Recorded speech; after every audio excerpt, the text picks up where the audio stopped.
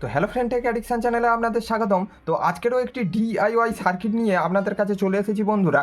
তো এটি দেখতে পাচ্ছেন পুরানো একটি কেবিনেট, আর এই কেবিনেটের মধ্যেই আছে বন্ধুরা ভোল্টেজ রেগুলেটেড পাওয়ার সাপ্লাই। তো এটি আমি বানিয়েছিলাম প্রায় 2.5 বছর আগে, যখন আমি নতুন কাজ শিখছিলাম বা শিখতে শুরু করেছিলাম। তো তখন আমার এইটা কাজের জন্য বানিয়েছিলাম। আমার রেগুলেটেড পাওয়ার সাপ্লাই লাগতো, ছোটোখাটো সার্কিট যখন টেস্ট করতাম বা প্র্যাকটিস করতাম, তখন এই ভোল্টেজ রেগুলেটর পাওয়ার সাপ্লাইটা খুবই প্রয়োজন হতো। এটি বন্ধুরা সাধারণত LM317 আইসির উপর দিয়ে এটি বানানো। তো এর প্রপার সার্কিট ডায়াগ্রাম আপনাদের কাছে তুলে ধরবো আজকের বন্ধুরা। তো সর্বপ্রথম আমরা দেখে নিই এটি কেমনভাবে কাজ করে।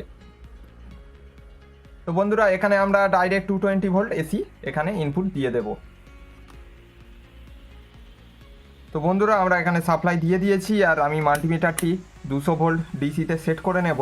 আর এখানে দেখতে পাচ্ছেন বন্ধুরা, এখানে পাওয়ার আউটপুট, ভোল্টেজ আউটপুট। তো আমরা এখানে মাল্টিমিটারের প্রোবটি লাগিয়ে নেব।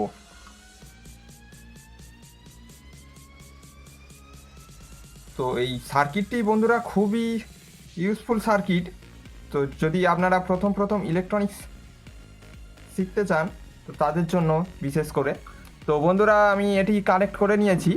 আর তো বন্ধুরা, দেখতে পাচ্ছেন ভোল্টেজ রেগুলেটেড সার্কিটের এই ইন্টারনাল কেমন কি আমি বানিয়েছিলাম। তো এখানে খুবই কম অ্যাম্পিয়ার, অর্থাৎ 800 মিলি অ্যাম্পিয়ারের হবে বন্ধুরা। এখানে একটি 12 ভোল্টের ট্রান্সফরমারই আমি দিয়েছিলাম। তো দেখতে পাচ্ছেন সার্কিটটি। তো এটি আমি খুব অনেক দিন আগেই বানিয়েছিলাম।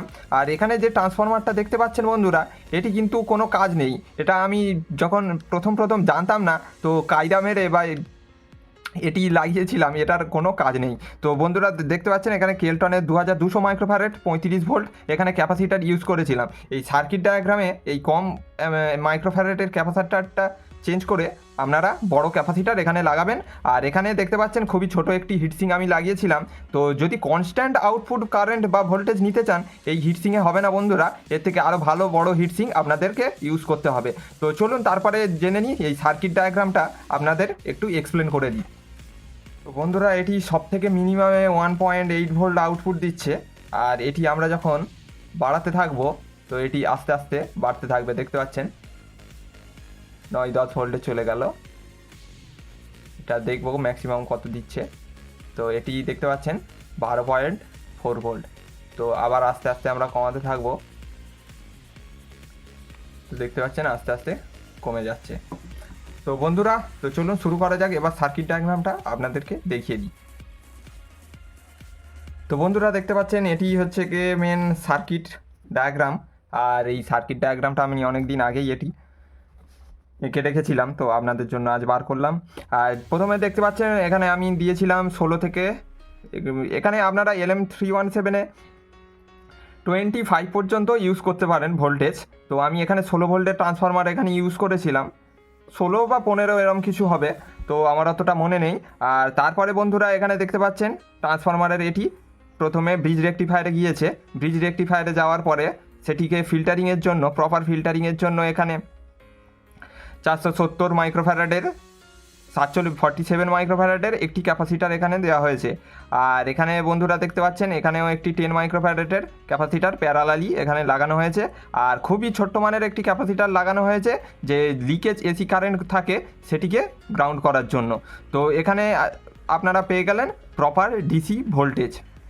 তো তারপরে বন্ধুরা, এখানে চলে আসছি যে মেন আইসি LM317, যেটি বন্ধুরা 1 নম্বর পিন অ্যাডজাস্ট, 2 নম্বর পিন ভোল্টেজ আউটপুট এবং 3 নাম্বার পিন ভোল্টেজ ইনপুট। তো এখানে আপনারা ডাইরেক্ট ইনপুট দিয়ে দিলেন। তো তারপরে অ্যাডজাস্টেই বন্ধুরা মেন জিনিস, এখানে আপনারা 10K থেকে 50K পর্যন্ত পোটেনশিওমিটার ইউজ করতে পারেন, কোনো সমস্যা নেই। আর বন্ধুরা, পোটেনশিওমিটারের ভ্যালু যখন বাড়বে, এই পোটেনশিওমিটারের ভ্যালু যখন বাড়বে, এই রেজিস্টারের ভ্যালুটাও ততটা বাড়াতে হবে। তো আমরা সেরম হিসাবে আপনাদের সুবিধা অনুযায়ী এটি করে নিতে পারেন। তো তারপরে বন্ধুরা দেখতে পাচ্ছেন এখানে অ্যাডজাস্ট থেকে ডাইরেক্ট এখানে পোটেনশিওমিটারের একটি গ্রাউন্ডে এসেছে, এবং অ্যাডজাস্টটি একটি রেজিস্টারের মাধ্যমে ডাইরেক্ট ভোল্টেজ আউটপুটের সাথে কানেক্ট রয়েছে। তো তারপরে বন্ধুরা, এখানে 1N4007 ডায়োড একটি লাগানো রয়েছে, দেখতে পাচ্ছেন এখানে।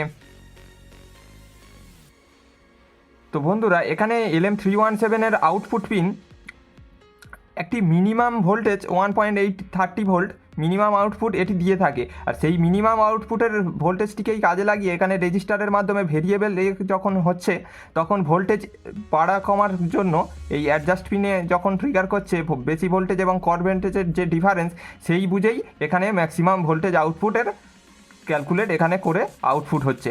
তো তারপরে বন্ধুরা দেখতে পাচ্ছেন এখানে 1N4007 ডায়োডের কাজটি হলো বন্ধুরা এখানে যে কারেন্টটি এই পোটেনশিওমিটার থেকে গ্রাউন্ড হচ্ছে না, তো সেই কারেন্টই ডায়োডের মাধ্যমে সম্পূর্ণ আউটপুটে চলে যাচ্ছে। আর আর এখানে একটি ফিল্টারিংয়ের জন্য বন্ধুরা খুবই কম ভ্যালুর একটি ক্যাপাসিটার দেওয়া রয়েছে। আর তারপরে বন্ধুরা এখানে দেখতে পাচ্ছেন ভোল্টেজ আউটপুটে খুবই একটা ছোট্ট ক্যাপাসিটার এখানে দেওয়া হয়েছে ফিল্টারিংয়ের জন্য। তো এই হলো এই সার্কিট ডায়াগ্রাম বন্ধুরা, এটি আপনারা নর্মাল পারপাসে ইউজ করতে পারেন। আর আরেকটি কথা নজর রাখবে বন্ধুরা, যখন আপনারা কনস্ট্যান্ট ভোল্টেজ বা কারেন্ট এখানে আউটপুট নেবেন তো তখন LM317 যথেষ্ট হিট হয়ে থাকে, তো তার জন্য আপনাদের বড় পরিমাণ হিটসিঙ্ক লাগাতে হবে। তো এই LM317-এর খুব একটা কারেন্ট রেটিং থাকে না বন্ধুরা, ম্যাক্সিমাম আপনারা পিক 1.5 অ্যাম্পিয়ারই নিতে পারবেন, তার থেকে বেশি নিলে এই LM317 প্রচণ্ড হিট হয়, এই হিট হওয়ার পরে খারাপও হয়ে যায়। তো এই হলো বন্ধুরা আজকের ভিডিওটি কেমন লেগে থাকলে অবশ্যই লাইক দেবেন এবং চ্যানেলটি সাবস্ক্রাইব করে সাথে থাকবেন।